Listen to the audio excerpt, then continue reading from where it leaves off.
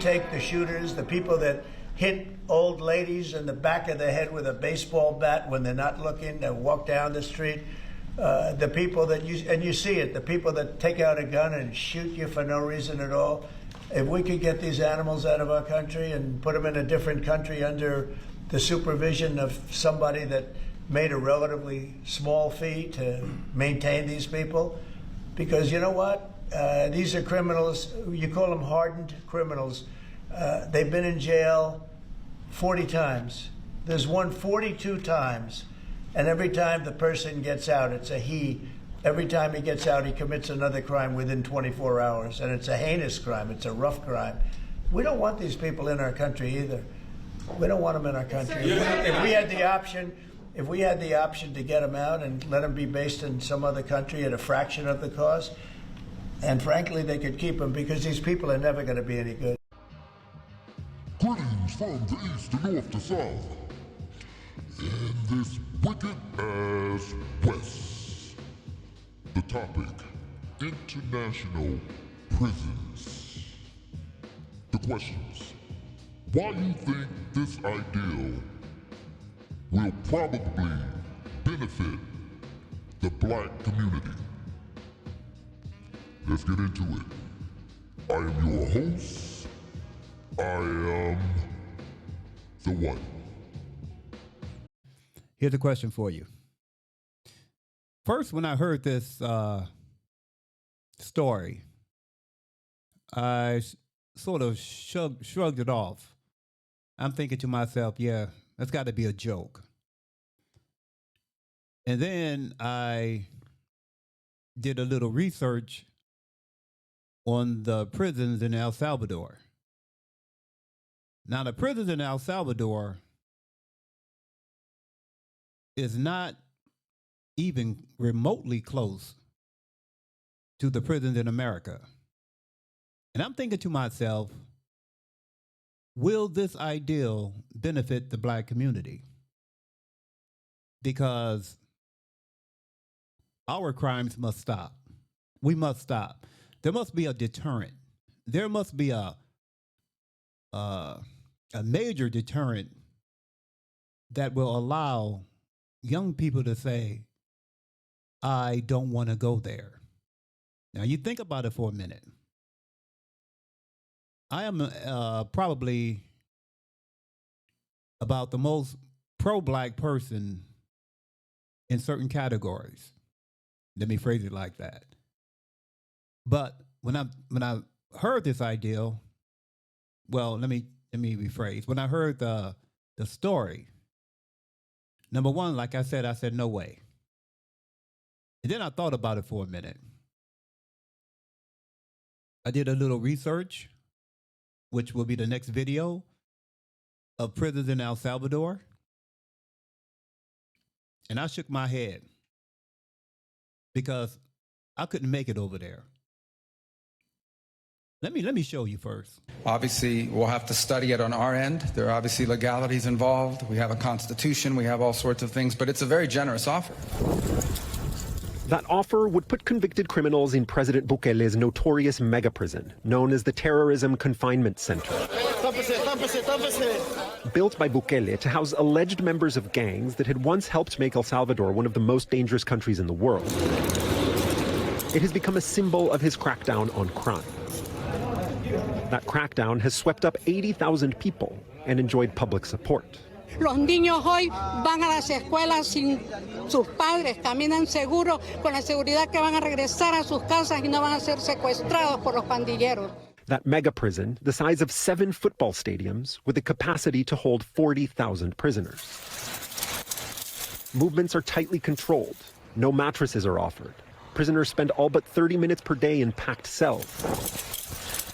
The State Department under President Biden called prison conditions in the country harsh and life-threatening.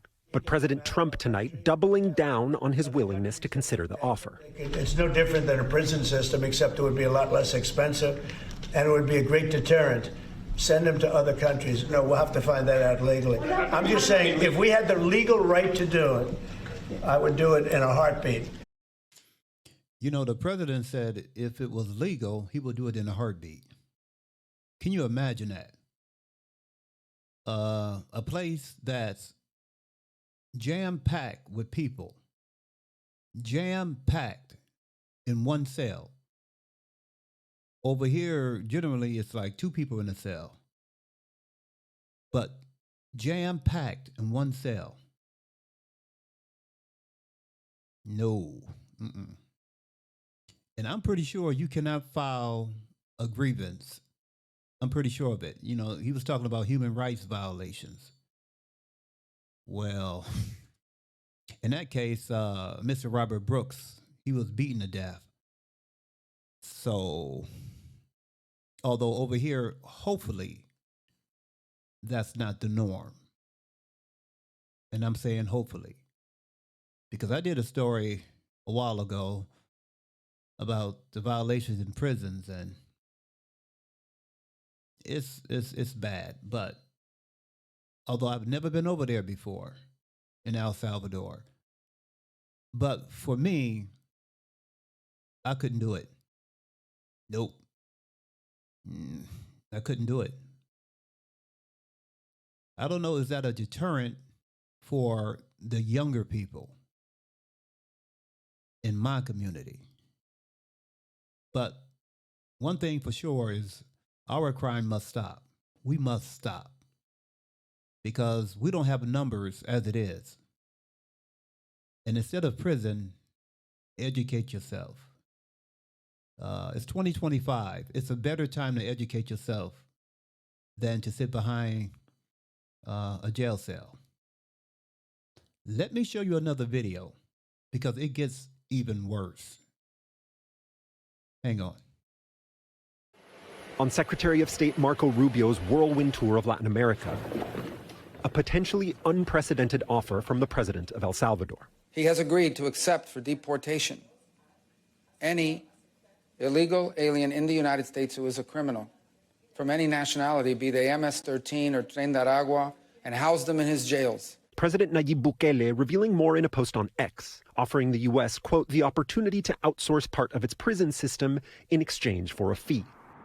And it's not just for people who are in the U.S. illegally. He has offered to house in his jails dangerous American criminals in custody in our country, including those of U.S. citizenship and legal residence. No country's ever made an offer of friendship such as this. But that offer, especially to take U.S. citizens, raising major concerns. It's a non-starter to talk about deporting U.S. citizens. It's point blank unlawful. Unless someone has committed a crime abroad, extensive constitutional and legal protections exist to prevent that in most cases. And for citizens of other countries apprehended here, regulations are still in place. They have to follow the very strict requirements Congress has laid out, which means an agreement between the U.S. and El Salvador, but also an absolute guarantee that those individuals will be safe in El Salvador from danger, persecution, and torture.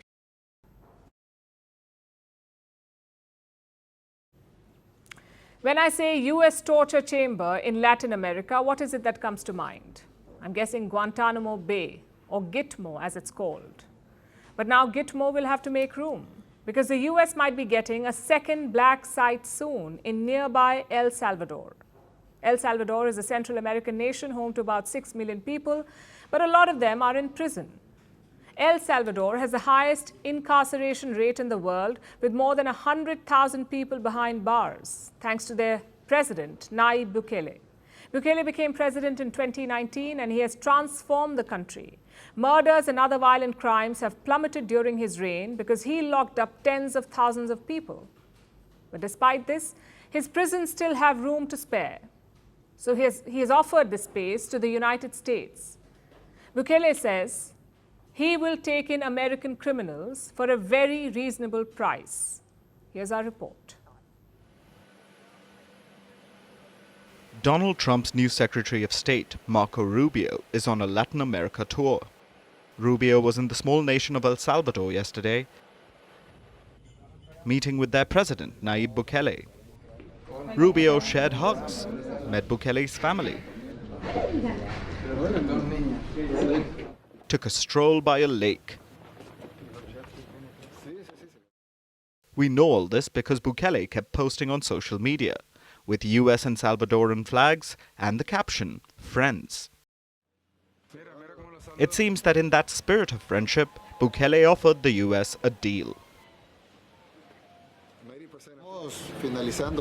We are finalizing it, and I believe the Secretary will announce it. We are announcing a much more important agreement on the same subject, with a much greater scope than those made in 2019. In this case, it is something that the Secretary will say if we finish closing it. It is a much greater agreement that is unprecedented in the history of relations not only between the United States and El Salvador, but in Latin America. It seems the deal was finalized because Rubio did announce it, and he was stunned at Bukele's generosity. President, in an act of extraordinary friendship to our country, knowing the challenges we face in the U.S., has agreed to the most unprecedented and extraordinary migratory agreement anywhere in the world. He has agreed to accept for deportation any illegal alien in the United States who is a criminal from any nationality, be they MS-13 or Tren de Aragua, and house them in his jails. And he's also offered to do the same for dangerous criminals currently in custody and serving their sentences in the United States, even if they're U.S. citizens or legal residents. So El Salvador has agreed to become a deportation hub, where the US can dump undocumented migrants. No matter what country they came from, El Salvador will take them all. This includes hardened criminals. And not just criminal immigrants, this includes US citizens.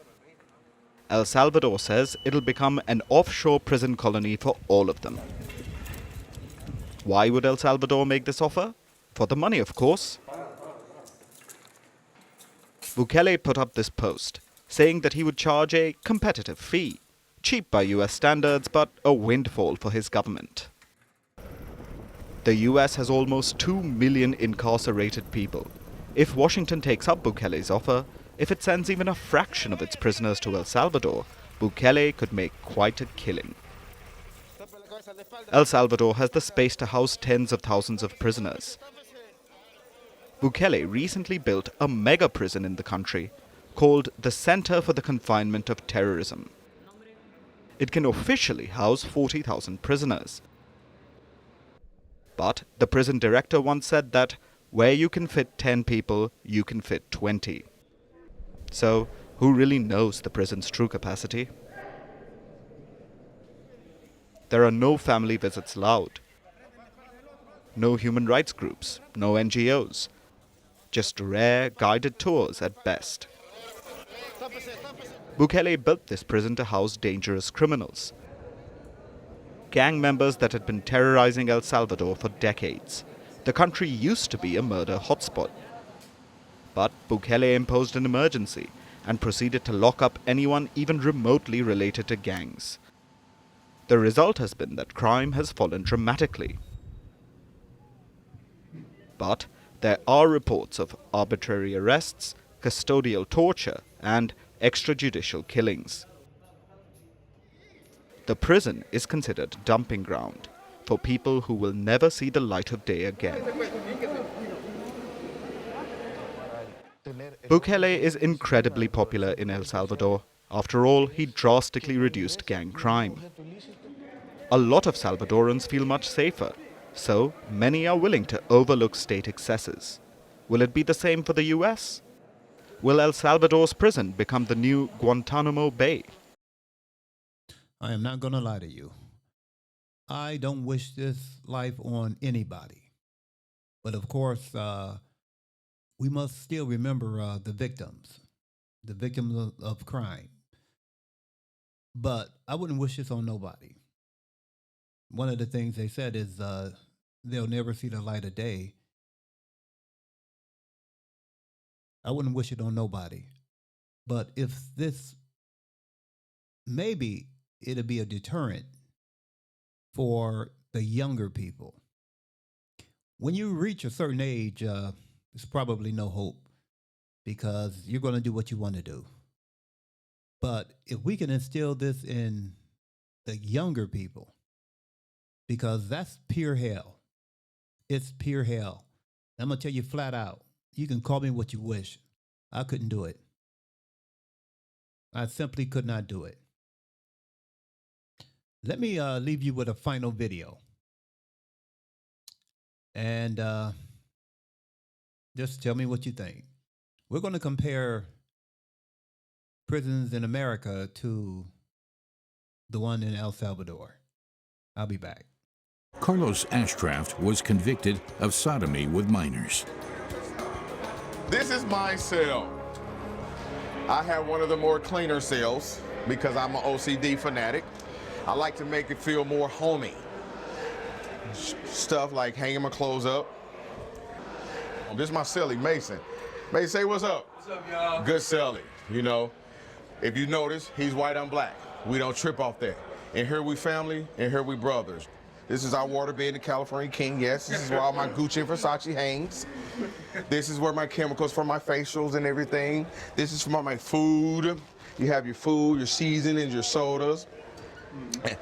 Right now, you have to picture this combined space. Dynamo is a revolution in the American justice system, especially in conservative Missouri.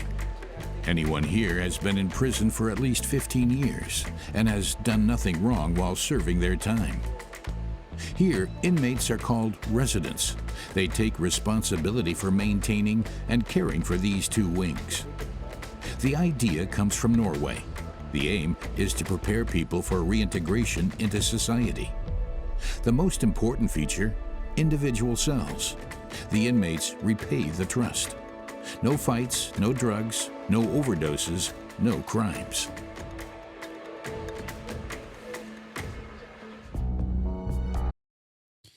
You know, there is 1,000 words I can say about that, but I only have 8. I am your host. I am the one.